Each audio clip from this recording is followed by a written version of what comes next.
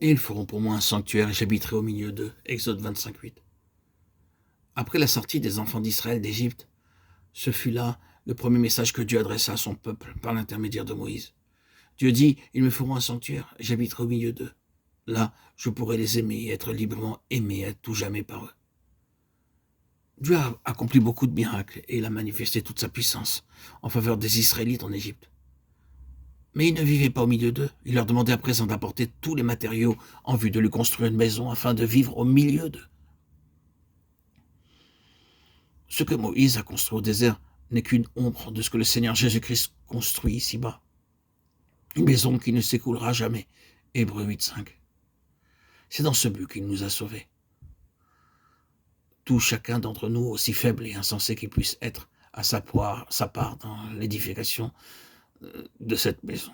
Dieu a créé l'univers tout entier à partir du néant. Il a prononcé une parole et tout est venu à l'existence. S'il l'avait désiré, il aurait pu employer les anges pour construire un sanctuaire céleste et éternel. Cependant, cet honneur n'a pas été accordé aux anges, mais à nous, êtres humains. Dieu dit à chacun d'entre nous, j'éprouve une nostalgie, j'ai besoin de toi. Je désire un foyer où je peux me révéler avec abondance de paix et de vérité. C'est un mystère. Dieu désire un foyer bâti avec notre collaboration, où il se sent à son aise, et qui manifestera sa gloire et sa beauté. Sion est un autre nom de la maison de Dieu. De Sion, beauté parfaite, Dieu resplendit. Psaume 52.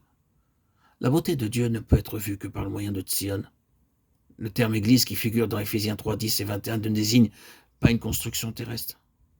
C'est l'habitation céleste et éternelle de Dieu, laquelle doit contenir la plénitude de Dieu et manifester sa sagesse infiniment variée aux principautés et aux puissances.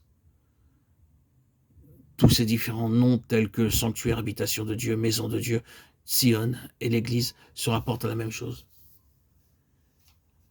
Dieu éprouve la nostalgie car ce qui est dans son cœur ne peut pas être exprimé sans nous.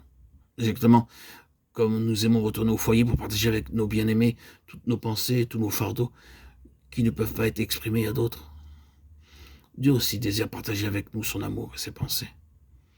Il désire un foyer où il peut pleinement s'exprimer sans réserve. Il nous accorde le privilège et l'honneur de construire un tel foyer, où il puisse nous témoigner son amour et en même temps manifester sa gloire à travers nous. Chaque croyant, qu'il soit jeune ou âgé, riche ou pauvre, homme ou femme, lettré ou illettré, intelligent ou insensé, a une part dans la construction du sanctuaire céleste. C'est pourquoi Dieu a besoin de son peuple.